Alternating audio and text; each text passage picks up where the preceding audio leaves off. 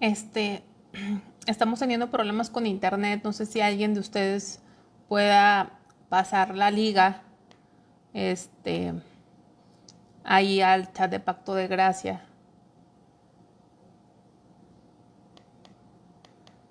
porque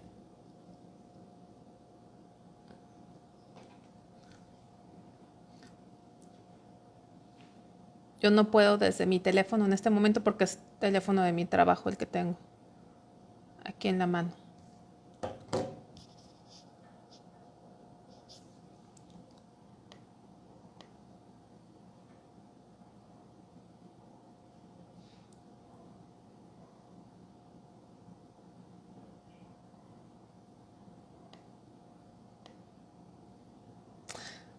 Sí estoy conectada y me están escuchando, ¿verdad?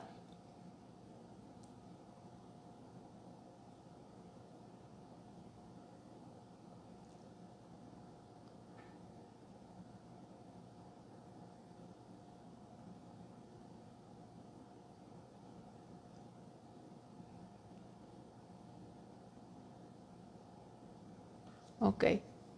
Sí, o sea, nada más la liga de Pacto de Gracia ahí a WhatsApp para algunos hermanos que se les facilita más darle clic a la liga en WhatsApp. No sé si alguien la pueda enviar.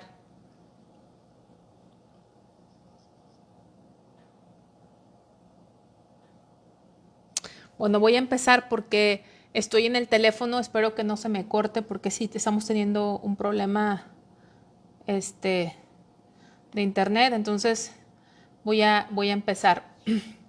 Padre, bueno, perdóneme. Vamos a empezar el capítulo 2. Es que estoy un poco distraída aquí con todo esto. Um, el capítulo 2 dice, en el libro de Jeremías se menciona a Babilonia más de 150 veces como el instrumento del juicio de Dios. Casi en Jeremías se menciona más de 100, gracias Sofía, más de 150 veces se menciona a Babilonia como el instrumento de juicio de Dios. Pero aquí en Lamentaciones no se menciona Babilonia, sino se menciona a Dios. O sea, finalmente Babilonia solamente fue un instrumento, pero Dios fue el que ejecutó su castigo y su ira. Vamos a ver algunos versículos del capítulo 2 de Lamentaciones, donde vemos, por ejemplo, el versículo 1, el versículo 20. Dice, ¿cómo oscureció el Señor en su furor a la hija de Sión? Derribó del cielo a la tierra la hermosura de Israel. Y el versículo 20 dice, mira, oh Jehová, y considera a quien has hecho así. Han de comer las mujeres el fruto de sus entrañas, los pequeñitos a su tierno cuidado. Han de ser muertos en el santuario del Señor el sacerdote y el profeta. Entonces dice, oscureció, así dice el versículo 1, ¿cómo oscureció el Señor en su furor a la hija de Sión? ¿Cómo oscureció el Señor en su furor a la hija de Sión? Derribó del cielo a la tierra la hermosura de Israel. Cuando nos alejamos de Dios, nuestro pensamiento y nuestra alma se entenebrece, se oscurece. Ustedes pueden imaginarse qué tinieblas, qué oscuridad habría en estas mujeres del pueblo que al haber falta de comida, o sea, había hambre, estaban muriendo la gente de hambre. Yo no sé si tú has visto a alguien morir de hambre. Nosotros a veces decimos, ay, estoy muerta de hambre. Creo que no hemos experimentado, pienso yo, no sé, yo los veo a ustedes y pienso que no, a lo mejor estoy mal, pero morir de inanición es una muerte terrible, es dolorosa y es lenta. Y era lo que pasaba en el pueblo de Dios. Pero estas mujeres se comían a sus propios hijos. ¿Lo puedes imaginar? O sea, yo creo que ni los que no somos padres o madres nos podemos imaginar algo así. O sea, matar y comerte a tu propio hijo. Entonces, cuando la presencia de Dios se va, se nos oscurece. Cuando permanecemos en pecado, se oscurece tanto nuestro pensamiento que podemos llegar a hacer cosas inimaginables. A veces nos asustamos de lo que oímos, es que ¿cómo fue capaz de hacer eso? Yo te quiero decir, tú eres capaz de hacer cosas tremendas. Yo soy capaz de hacer. Tenemos el potencial en nuestra naturaleza caída de hacer una maldad tremenda. Y si permanecemos en nuestro pecado, si permanecemos en maldad, que a veces pensamos no hay consecuencias, no pasa nada, piensas que Dios te va a castigar inmediatamente. No, ¿cuántos años pasaron y Dios les enviaba profetas y profetas? No los destruyó Dios de un día a otro. Pasó mucho tiempo esperando Dios, dándoles oportunidad al arrepentimiento y no se arrepintieron y llegó esto. Entonces muchas veces pensamos que no nos va a pasar nada. No, el castigo de Dios va a llegar. Pero si nosotros permanecemos en pecado, nuestra mente se oscurece. Entramos en unas tinieblas que podemos... Este pueblo de Dios llegó a ser peor que Sodoma y Gomorra, llegó a ser peor que las naciones que le rodeaban. Por eso la palabra de Dios en el Evangelio dice que si el demonio ve y encuentra la casa limpia, pero vacía, va por otros 7 peores. Y el postrer estado, dice, de ese hombre llega a ser peor que el primero. Más nos valía no haber conocido de Dios realmente.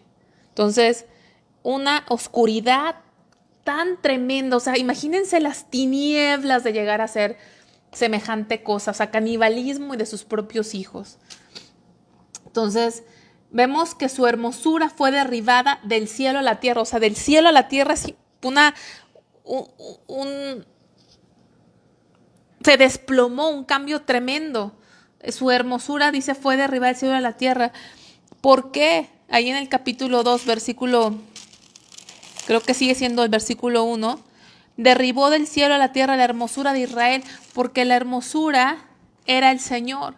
Lo que hermoseaba el pueblo, lo que hacía ese pueblo especial, lo que hacía ese pueblo hermoso, era el Señor en sus vidas. Las naciones veían que ese pueblo era especial, que ese era un pueblo hermoso, que era un pueblo diferente, que se sentía algo diferente, se percibía algo especial en ellos. Eran de alguna forma honrados, temidos y respetados por Dios ahí. Pero él se había ido. Acuérdense que dijo Dios, no te escogí porque seas una nación muy grande, sino por ser la más insignificante.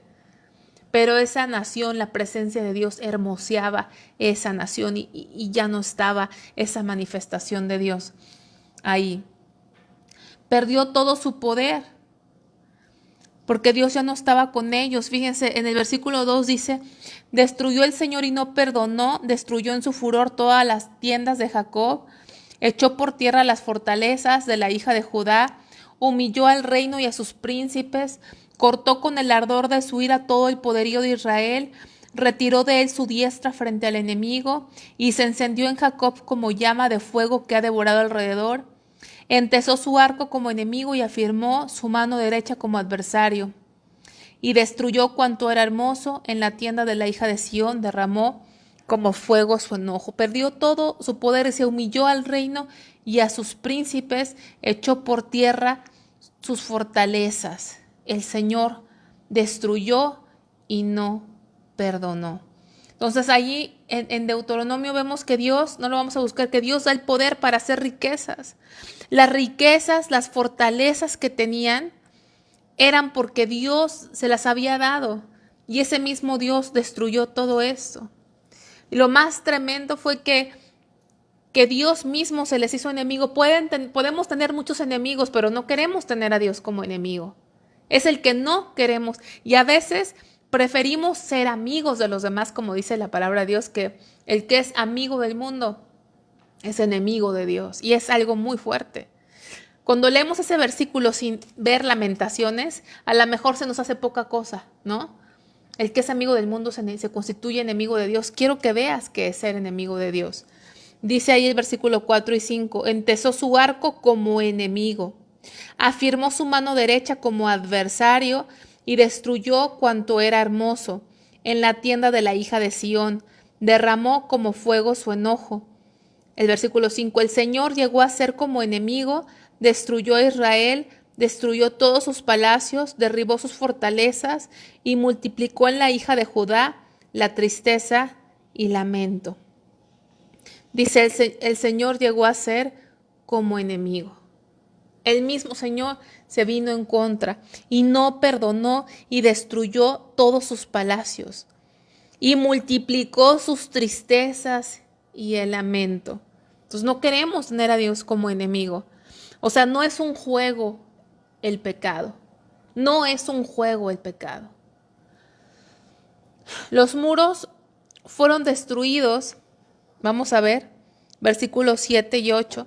Desechó el Señor su altar, menospreció su santuario, ha entregado en mano del enemigo los muros de sus palacios, hicieron resonar su voz en la casa de Jehová como el día de fiesta. Jehová determinó destruir el muro de la hija de Sión, extendió el cordel, no retrajo su mano de la destrucción, hizo pues que se lamentara el antemuro y el muro fueron desolados juntamente. Dice, Jehová determinó destruir el muro. Esa ciudad era una ciudad amurallada.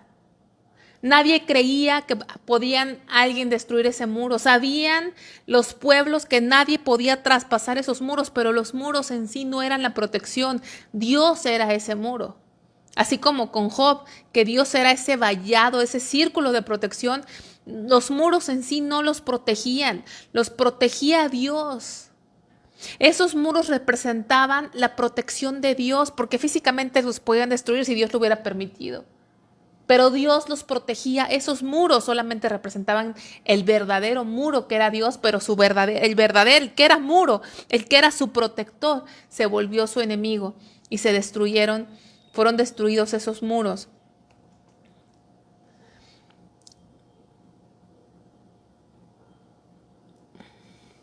Dice, hubo gran dolor y lamento, versículos 11, 12 y 13. Dice, mis ojos desfallecieron de lágrimas, se conmovieron mis entrañas, mi hígado se derramó por tierra a causa del quebrantamiento de la hija de mi pueblo.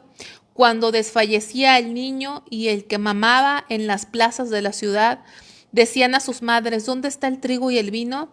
Desfallecían como heridos en las calles de la ciudad, derramando sus almas en el regazo de sus madres. ¿Qué testigo te traeré? ¿O a quién te haré semejante, hija de Jerusalén? ¿A quién te compararé para consolarte, oh Virgen hija de Sión? Porque grande como el mar es tu quebrantamiento, ¿quién te sanará? Qué tremendo, cuando Dios hace esa herida, es muy dolorosa. Cuando Dios la hace, no la olvidas. Por eso cuando él escribió Lamentaciones tenía presente en su memoria esa herida. Por eso Nehemías, por eso Daniel evitaban a toda costa y se ponían así volver a caer en una ofensa a Dios. Porque es tremendo, ¿sí? Dice, porque grande como el mar es tu quebrantamiento, ¿quién te sanará? ¿Quién te sanará? El hombre te puede herir, se te pasa, pero cuando Dios te hiere, estás marcado, es inolvidable. Cuando Dios te hiere, cuando Dios te corrige, cuando Dios trata contigo de esta manera. En el versículo 14 dice, tus profetas vieron para ti vanidad y locura, y no descubrieron tu pecado para impedir tu cautiverio, sino que te predicaron vanas profecías y extravíos. Vimos cómo proliferaban esos profetas en el tiempo de Jeremías. Esos predicadores que usaban la palabra y usaban la ley y usaban lo que había dicho Salomón de la consagración del templo para decirle a la gente que si oraban Dios los iba a salvar, que no se preocupaban, que Dios no los iba a permitir que fuesen destruidos. Palabras que se escuchaban buenas, pero no eran de parte de Dios y que ocasionaron que el pueblo fuera a ese cautiverio. Y Dios no va a pasar por alto gente que se llama profeta o siervo de Dios que habla mentira.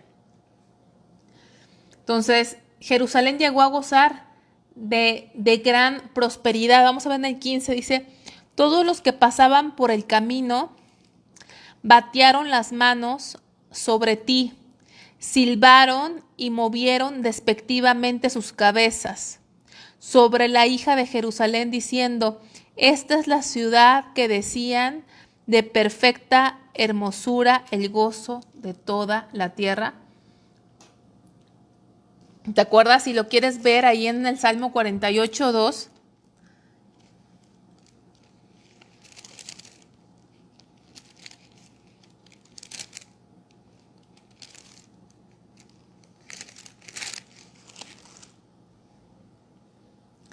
Dice: hermosa provincia, el gozo de toda la tierra, es el monte de Sión a los lados del norte, la ciudad del gran rey. Ese era un salmo, un canto, que era un canto muy popular, que se cantaba, el 48:2. Hermosa provincia, el gozo de toda la tierra, es el monte de Sión a los lados del norte, la ciudad del gran rey. Y aquí usaban ese canto que era popular, donde se alegraban y pasaban y se burlaban de ellos y les decían despectivamente: esta es la ciudad, que es como ese canto que era hermosa, el gozo de toda la tierra. Qué tremendo. Usaban los propios salmos, los propios cantos de ellos para burlarse de ver su condición. Entonces, Jerusalén sufrió la burla por causa de sus pecados. Aquí Jeremías representa de alguna forma al Mesías, ¿sí? En estos versículos, en el versículo 16 dice: todos tus enemigos abrieron contra ti su boca, se burlaron y crujeron los dientes, dijeron: devorémosla. Ciertamente ese es el día que esperábamos, lo hemos hallado, lo hemos visto. Aquí está proyectando de una forma Jeremías, porque era algo que le ocurría a Jeremías, porque de Jeremías se burlaron. Jeremías era odiado, pero más allá de Jeremías está hablando de Cristo. Vamos allá al Salmo 22:13.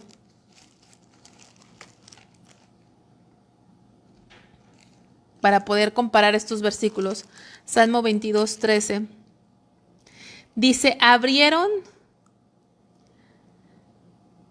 sobre mí su boca como león rapaz y rugiente. Así fueron con Jesús.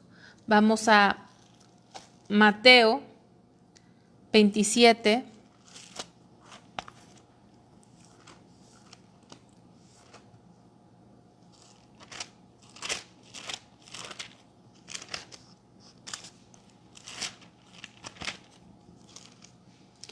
Del 42 al 44. A otro salvó, a sí mismo no se puede salvar. Si es el Rey de Israel, descienda ahora de la cruz, creeremos en él. Confío en Dios, líbrele ahora si le quiere, porque ha dicho: soy hijo de Dios. Lo mismo le injuriaban también los ladrones que estaban crucificados con él. ¿Sí? Entonces, este lamento viene y tipifica mucho a Jesucristo y lo que él padeció por nosotros, cómo él fue. Querían devorarlo, querían matarlo, era oprobio y era despreciado. El ministerio de Jeremías, como vimos la clase pasada, proyectaba el ministerio de Cristo, porque Jeremías fue rechazado y Jesucristo fue rechazado aún por sus propios hermanos, así como Jeremías por sus propios hermanos, su propia familia no creía en Jesús. Y aquí estamos viendo que fue vituperado, fue causa de oprobio. Y esos versículos hablan de él. Vemos que esto fue una mortandad total. ¿Se acuerdan que en el libro de Jeremías había varias ilustraciones que Dios usaba a través de Jeremías para hacer ver al pueblo lo que era el juicio? Hace rato las mencioné, que eran lobos, eran serpientes, era león, ¿sí? Eran animales mortales, o sea, había fuego, destrucción, devastación. Les hacía ver Dios que iba a hacer algo tremendo. Y antes Jeremías lo hablaba como: esta es una ilustración de lo que va a venir, pero ahora lo está describiendo lo que fue. Vamos ahí a versículo del 21 al 22 de ese mismo capítulo. del capítulo 2, ahí en Lamentaciones. Vamos a regresar a Lamentaciones 2.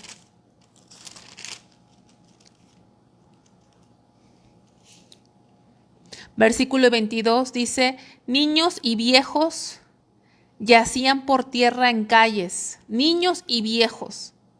Mis vírgenes y mis jóvenes cayeron a espada. Mataste en el día de tu furor, degollaste, no perdonaste. Has convocado de todas partes mis temores, como en un día de solemnidad. Y en el día del furor de Jehová no hubo quien escapase, ni quedase vivo. Los que crié y mantuve, mi enemigo los acabó. Entonces, aquí estamos viendo que era una mortandad total. Niños y viejos yacían en tierra por las calles. Estaban llenas las calles de cadáveres. No importaba si eran jóvenes, si eran viejos, si eran niños, ¿sí? Las mujeres, si eran vírgenes. Había en la calle hombres, mujeres, jóvenes, niños muertos. Y dice, has convocado de todas partes mis temores. Es como en un día solemne, es como si en un día todos los temores que alguien puede tener se hayan juntado en un solo día. O sea, lo peor de lo peor que te puedes temer. Todos tus temores se hicieron realidad en un solo evento. Y si lo comparamos esto, sin perder donde estamos, con segundo libro de Crónicas 36:17.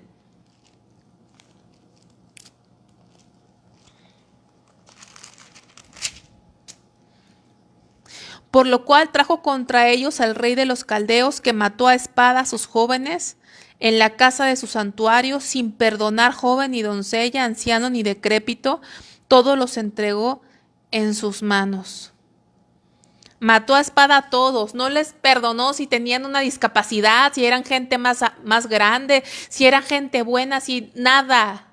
A todos por igual, sin piedad, los asesinó. De tal forma que lo que se vivía era una mortandad. Que por eso dijimos que la misericordia, la bondad y la severidad es el fundamento del Evangelio. Si nada más predicamos la bondad de Dios, no podemos ni entender la bondad de Dios si no entendemos su severidad. Porque la severidad no la entendemos nada más al ver al pueblo, la entendemos la severidad en el castigo de cruz que sufrió Jesucristo por nosotros. Ahí entendemos su severidad y su bondad. ¿Por qué? Porque Él pagó el precio para satisfacer la santidad y la justicia de Dios. No hay un evangelio verdadero si no se predica la severidad y la bondad de Dios. Ve la severidad de Dios.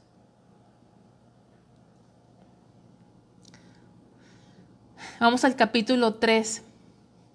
Del 1 al 7 viene una descripción de la aflicción. Dice, yo soy el hombre que ha visto la aflicción bajo el látigo de su enojo. Me guió y me llevó en tinieblas y no en luz. Ciertamente contra mí volvió y revolvió su mano todo el día. Hizo envejecer mi carne y mi piel, quebrantó mis huesos. Edificó baluartes contra mí y me rodeó de amargura y de trabajo. Me dejó en oscuridad como los ya muertos de mucho tiempo.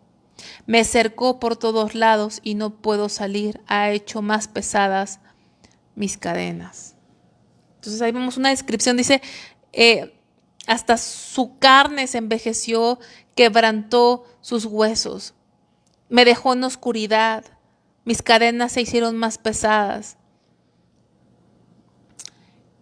Y vamos a ver la falta de respuesta de parte de Dios en el versículo 8. Aun cuando clamé y di voces, cerró los oídos a mi oración. Cercó mis caminos con piedra labrada, torció mis senderos. Aun cuando clamé y di voces, cerró los ojos a mi oración. Entonces, la falta de respuesta de Dios no fue debido al pecado personal de Jeremías, sino fue debido al pecado constante de Israel sin arrepentimiento. Dios había constantemente tratado con su pueblo, por muchos años les llevó profetas, pero ellos perseveraban y perseveraban y perseveraban, en fin que no pasa nada, en fin que Dios nos ayuda, en fin que Dios nos perdona, y perseveraron hasta que se cerró los cielos para ellos. Dice, aun cuando clamé di voces, cerró sus oídos a mi oración. Y aunque no lo creas, eso lo experimentó Jesús. Cuando clamó, el Padre lo dejó solo. Igual, no por, así como Jeremías oraba y no era oída su oración, no era por Jeremías, sino era por el pecado del pueblo. Igual Jesús. Cuando él clamó, Padre, ¿por qué me has abandonado? No fue abandonado, no fue su oración oída por él, sino porque nuestro pecado fue echado sobre él. Fue escarnecido y golpeado por su propio pueblo. Jeremías aquí nos habla de eso y eso nos habla del sufrimiento de Cristo. Vamos a ver los versículos 14, 18 y 30 de este capítulo. Dice, fui escarnio a todo mi pueblo, burla de ellos todos los días. Versículo 18. Y dije, perecieron mis fuerzas y mi esperanza en Jehová. Versículo 30. De la mejilla al que le hiere y sea colmado de afrentas. Entonces, Jeremías padeció todo esto, pero más allá, Cristo padeció todo esto. Estas eran palabras de un profeta que no solo fue rechazado, sino aborrecido, y que pudiera parecer como un ministerio fracasado. El ministerio de Jeremías pareciera ser así, nadie lo siguió, nadie lo quiso, pero su ministerio se cumplió. Si se parece, y podemos ver esa comparación con aquel de quien se dice a lo suyo vino y los suyos no le recibieron. Cristo cumplió a la perfección con su conducta, sus enseñanzas. Sí, vamos a ver Mateo 5:39.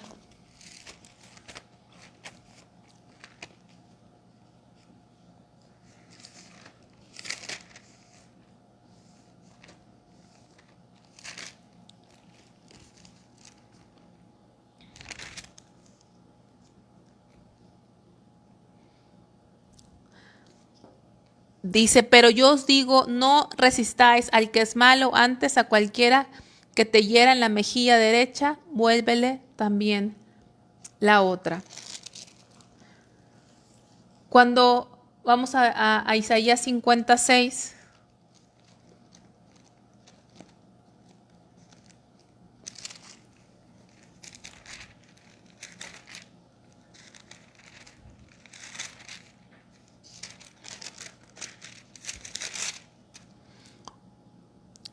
di mi cuerpo a los heridores y mis mejillas a los que me mesaban la barba. No escondí mi rostro de injurias y de esputos. ¿Quién está hablando ahí? Cristo. Di mi cuerpo a los heridores y mis mejillas a los que me mesaban la barba. No escondí mi rostro de injurias y de esputos. No es cualquier persona, aquí es Cristo. Él se entregó por ti, por mí. El que dijo que pusiese en la otra mejilla, él mismo lo hizo. De tal forma que Cristo no nos pide nada que él no haya hecho. Hay muchos que enseñamos la palabra lo que no vivimos. Pero todo lo que él nos pide, él lo hizo. Él se entregó, él se dejó abofetear. Él era Dios. Podía haberlos parado, no lo hizo, se dejó por ti y por mí. Nos dejó ejemplo para seguir sus pisadas. Hay muchos que soportan pacientemente el trato de Dios, pero cuando Dios usa a la gente para tratar con nosotros, ahí muchos no nos queremos dejar y nos defendemos.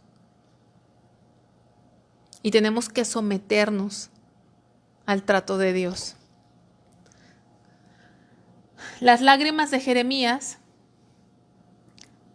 en el versículo 48 y 49, volviendo ahí a Lamentaciones, capítulo 3.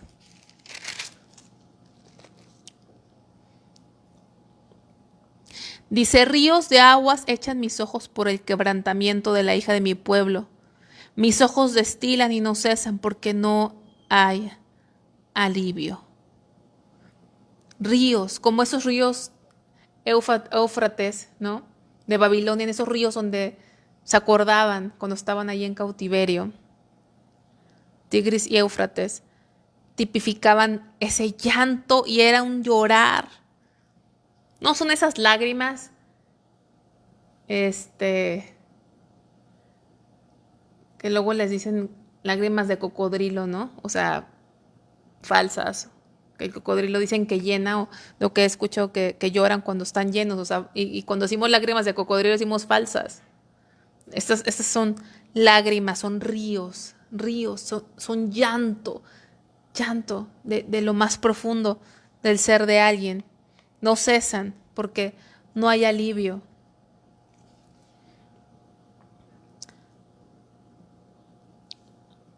Aunque Dios fue el juez y el ejecutor, traer esta devastación fue motivo de tristeza para Dios. Esas lágrimas de Jeremías de alguna forma representan también a Jesús en sus lágrimas por la misma ciudad. Vamos a ver Mateo 23, del 37 al 39.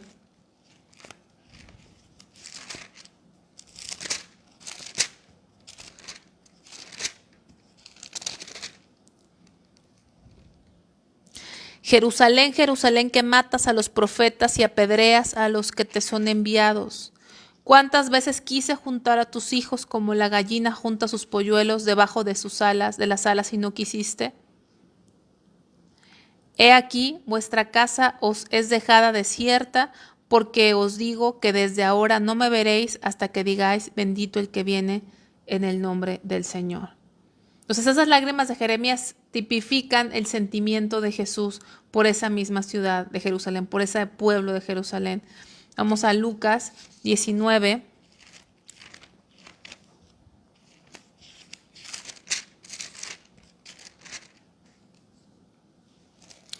Del 41 al 44. Dice, y cuando llegó cerca de la ciudad, al verla, lloró sobre ella, diciendo, oh, si también tú conocieses, a lo menos en este tu día, lo que es para tu paz, mas ahora está encubierto de tus ojos.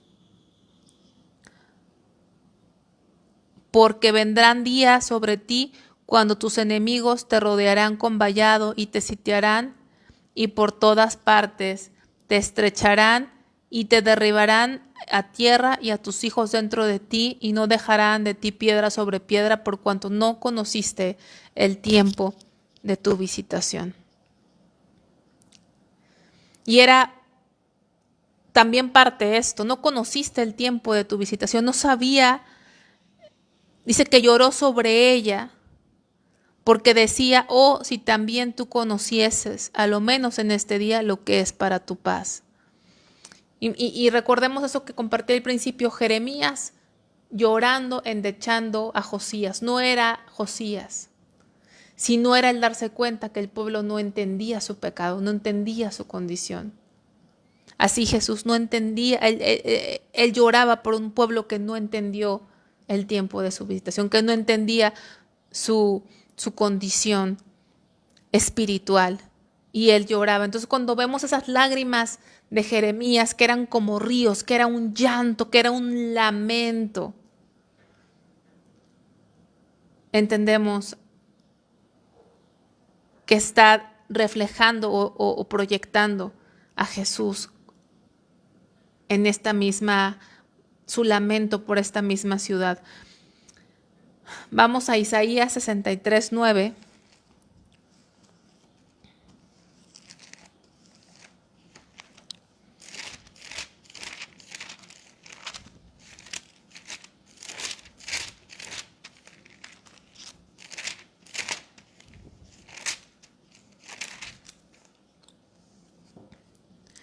Dice, en toda angustia de ellos él fue angustiado, y el ángel de su faz los salvó.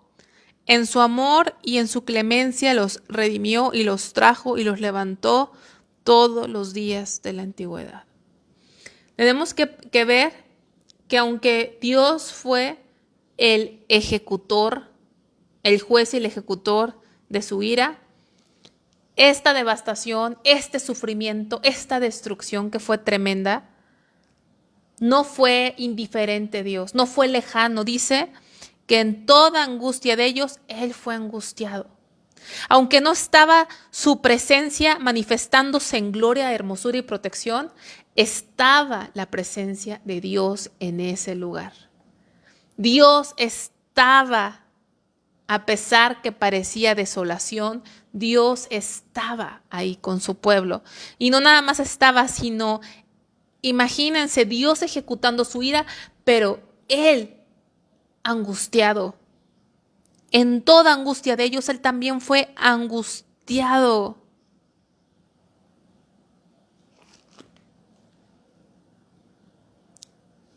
Él fue angustiado. Entonces ese lamento, ese libro de Lamentaciones es algo tremendo. Porque es una angustia también divina de todo lo que estaba sucediendo. Es un lamento no humano, es un lamento divino de Dios al ver la condición de su pueblo y los que experimentaron eso aprendieron y sintieron lo que es el lamentarse por el pecado cuando eres hijo y persistes en pecado. Entonces, vamos a volver a Lamentaciones, capítulo 3, del versículo 52 al 57.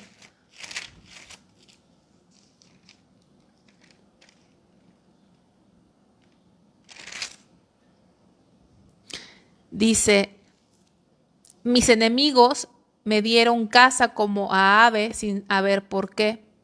Ataron mi vida en cisterna, pusieron piedra sobre mí, aguas cubrieron mi cabeza, yo dije, muerto, muerto soy. Invoqué tu nombre, oh Jehová, desde la cárcel profunda, oíste mi voz, no escondas tu oído el clamor de mis suspiros, te acercaste el día que te invoqué, dijiste, no temas. Encarcelado y muerto, esas palabras literalmente se cumplieron en Cristo. Él sintió que iba a ser muerto, pero Jesucristo fue muerto. La muerte no pudo retenerlo. Fue muerto por nosotros. Hablan de sus últimos momentos de vida, de Jesús.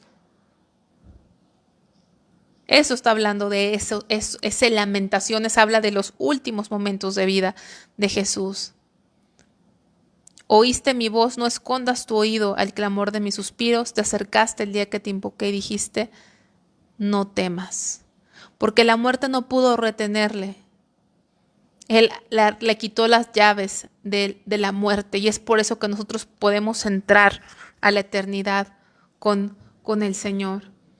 Cristo se levantó de entre los muertos y Él es nuestro Redentor, es lo que dice el versículo 57 y 58. Te acercaste el día que te invoqué, dijiste no temas, y el 58 dice, abogaste, Señor, la causa de mi alma, redimiste mi vida. Por su muerte y resurrección es que Él puede redimir nuestra vida, es que Él es nuestro Redentor. En ese último renglón que dice Cristo se levantó entre los muertos y Él es nuestro Redentor, pueden poner versículos 57 y 58. Creo que sus hojitas nada más dicen 57, creo que ahí me faltó agregarle el 58, que es donde dice, Señor, la causa de mi alma, redimiste mi vida.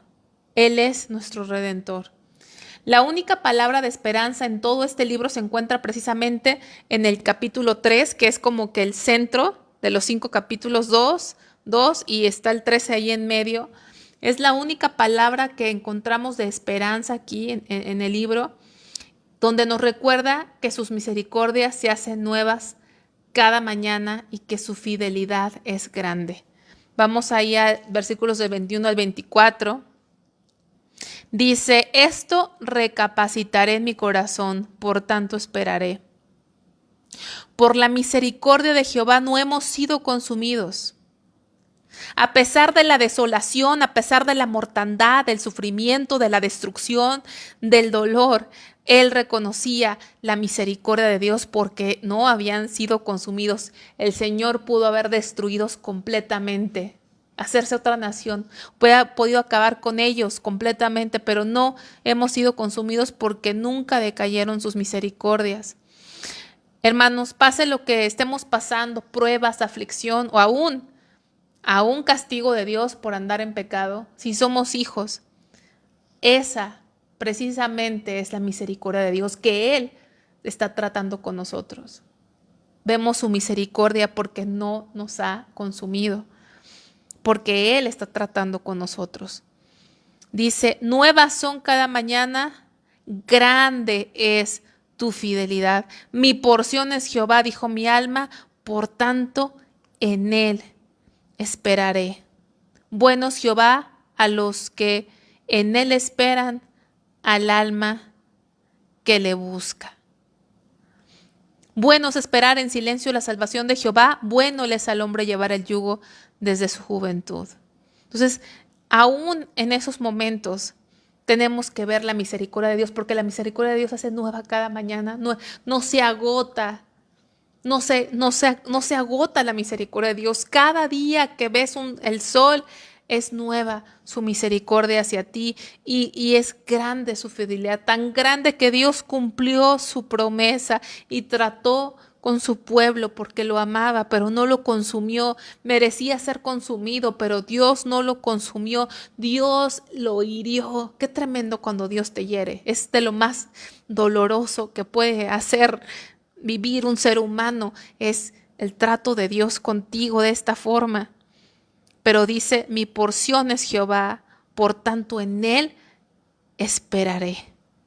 Imagínate que en medio del dolor, en medio de este lamento, puedes decir, mi porción es Jehová. Dijo mi alma, en Él esperaré, porque buenos Jehová en los que en Él esperan. Al alma que le busca, al alma que le busca.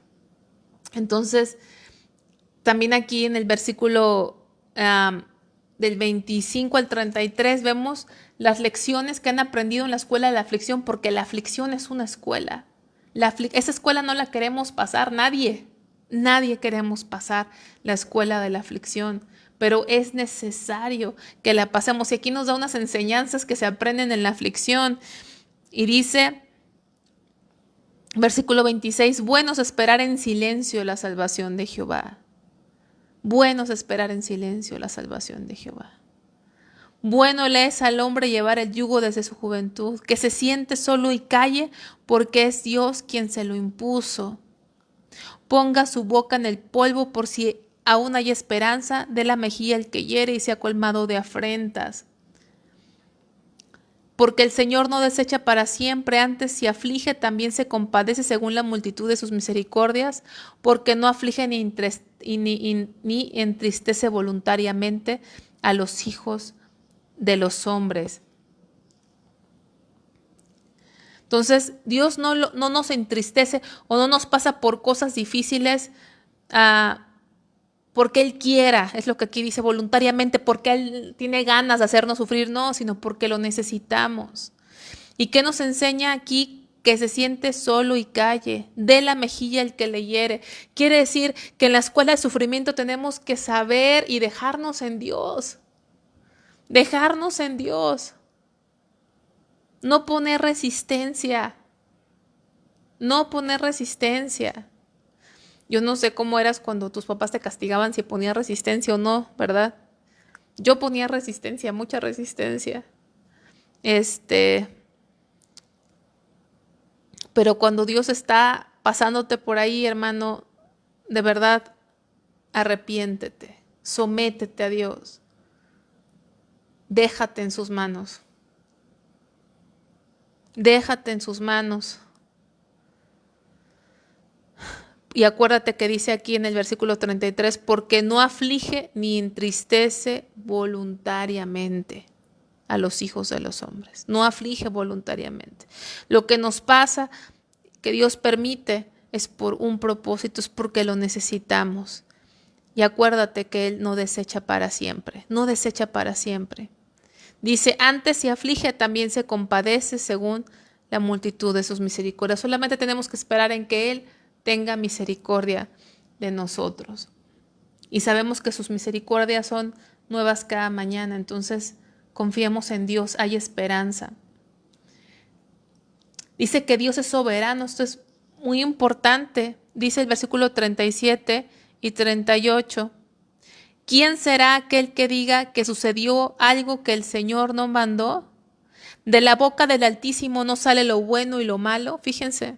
¿Quién será aquel que diga que sucedió algo que el Señor no mandó?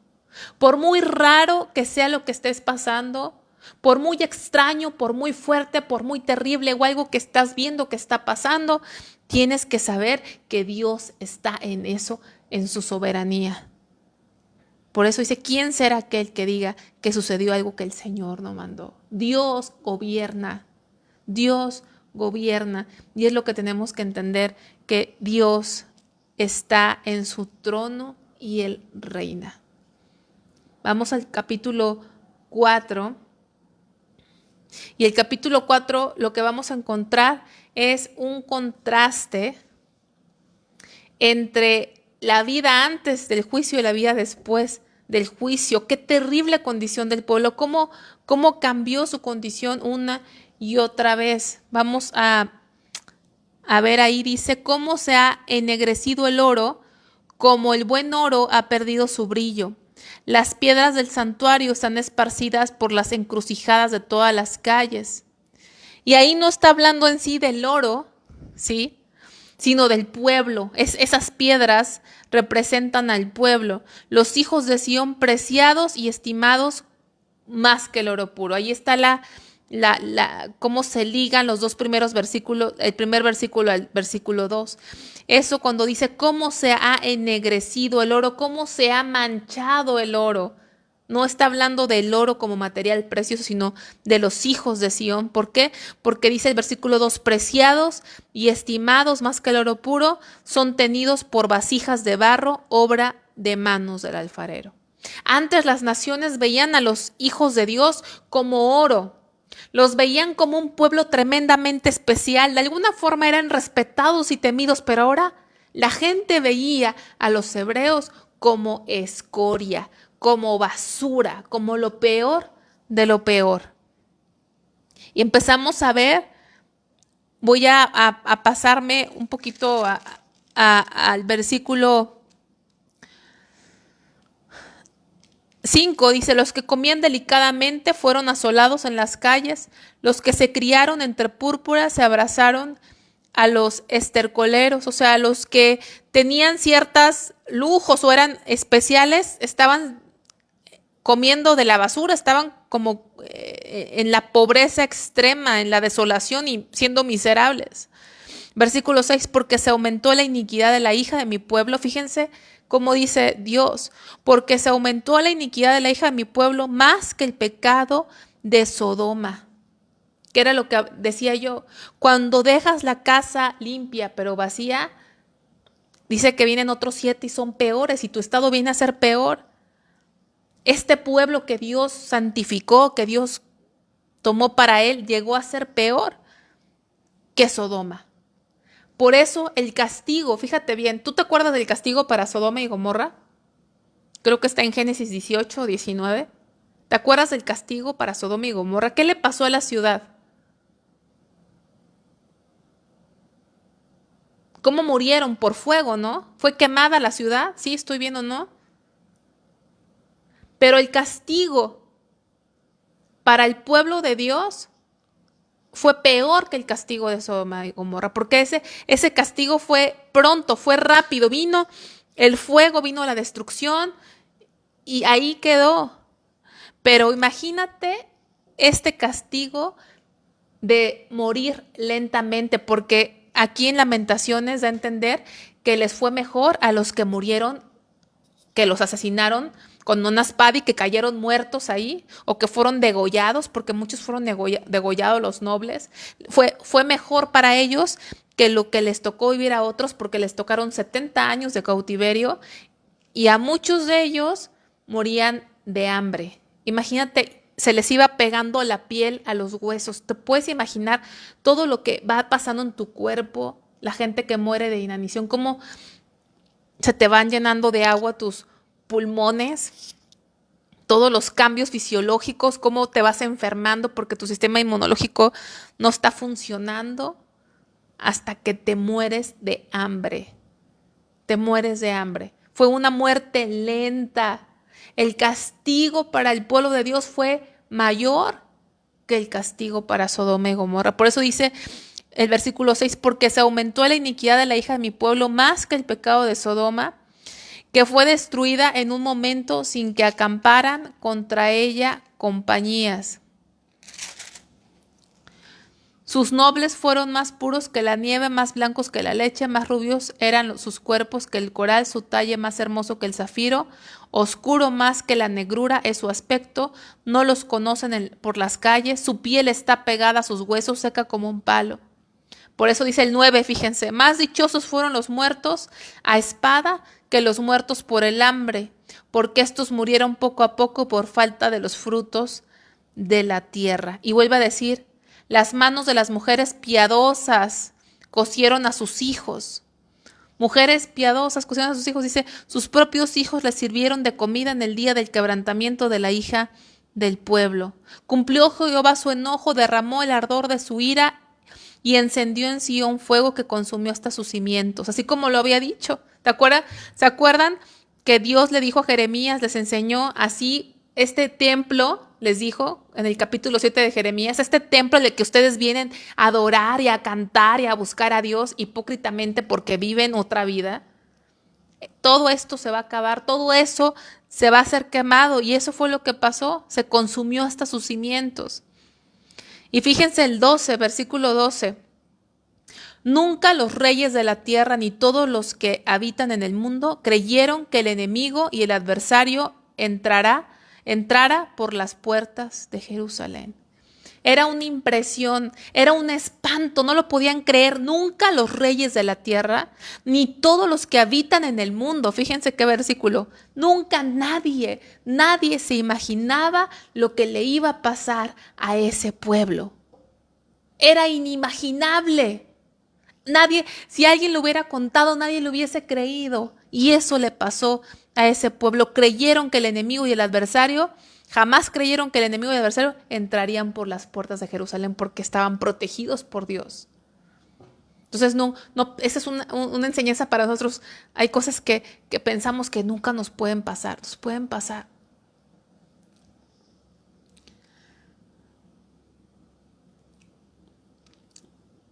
En vano esperaron el socorro de Egipto, es lo que dice el versículo 17.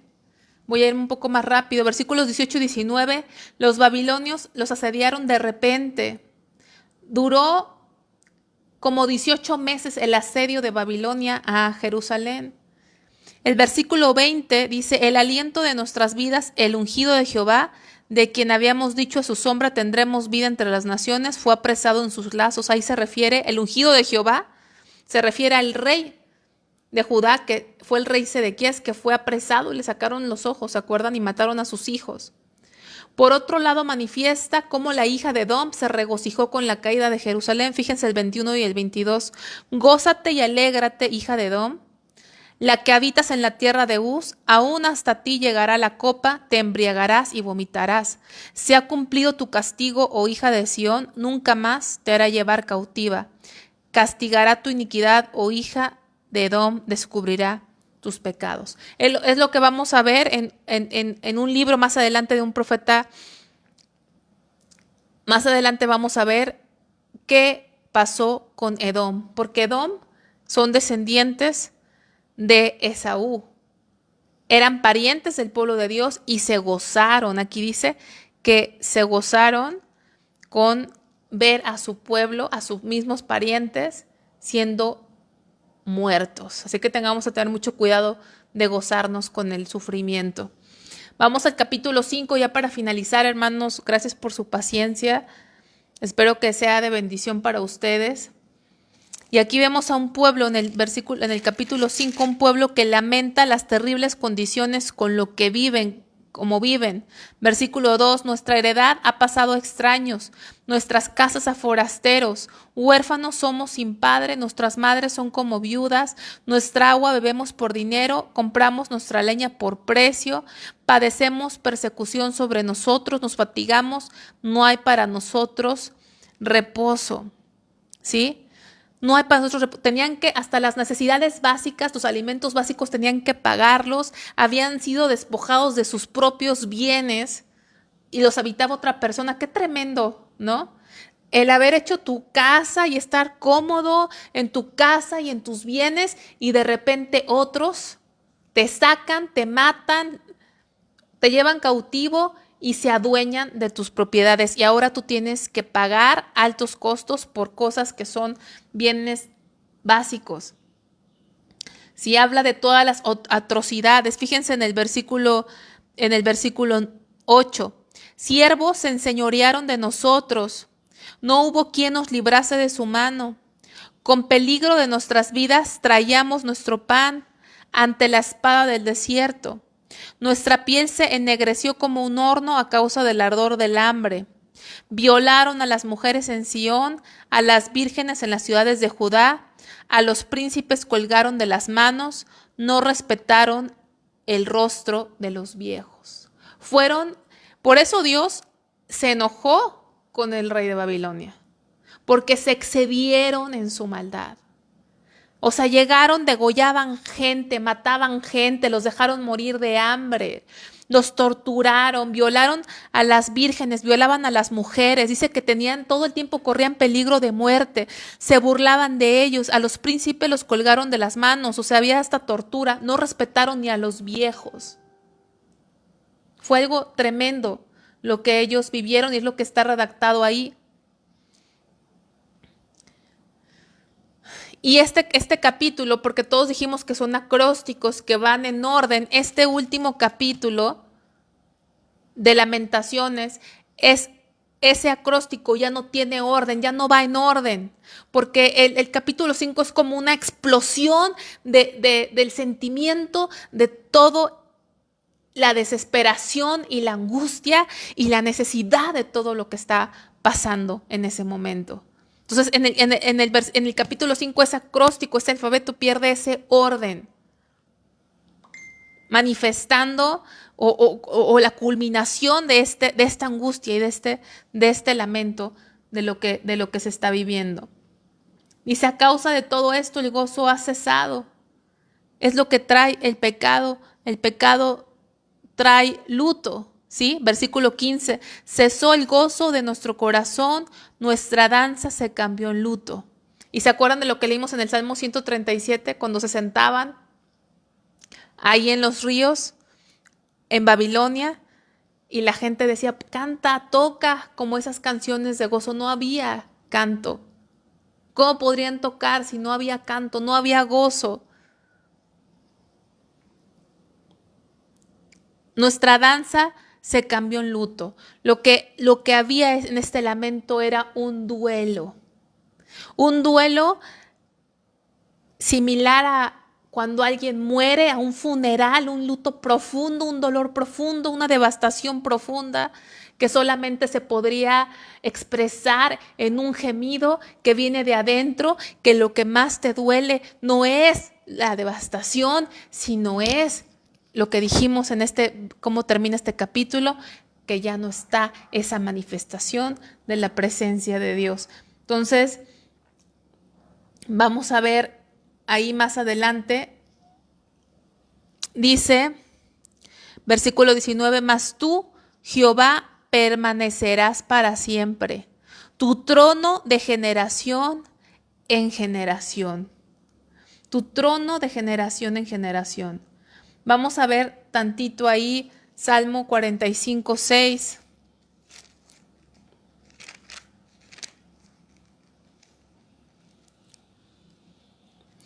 Nada más vamos a leer Salmo 45:6. Ustedes después pueden leer Daniel.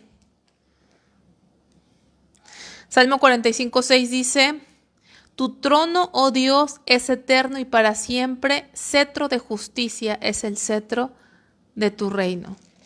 Y aquí cuando dice, mas tú, oh Jehová, permanecerás para siempre. Tu trono de generación en generación. Tu trono, Dios, es eterno.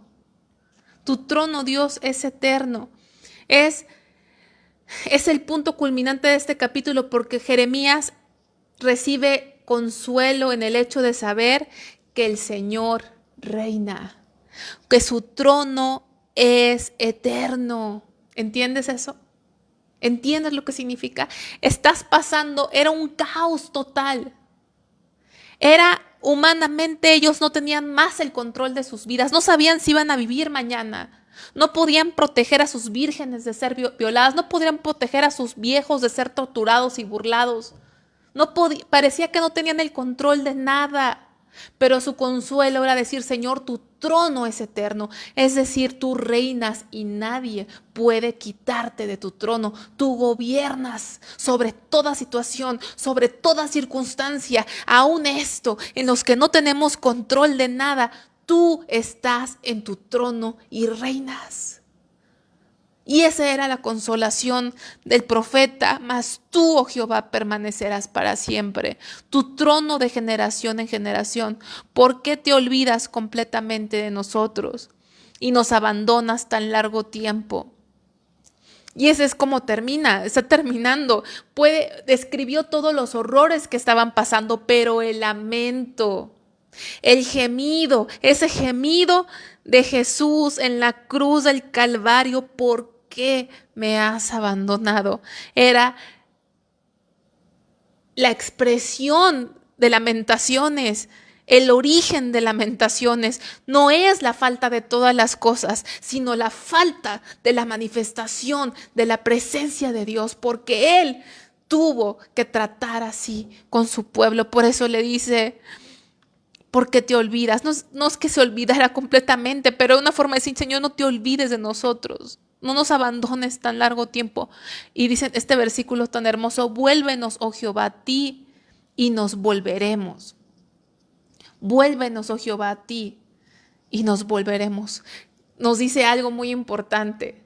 Si Dios, hermanos, no nos vuelve a Él, no nos podemos volver a Él. No dice, me voy a volver a ti, Señor. No, dice, vuélvenos. Vuélvenos. Como dice Juan 6:44, que si el Padre no nos atrajere, a ver, vamos a verlo porque no quiero decirlo mal, vamos allá a Juan 6:44.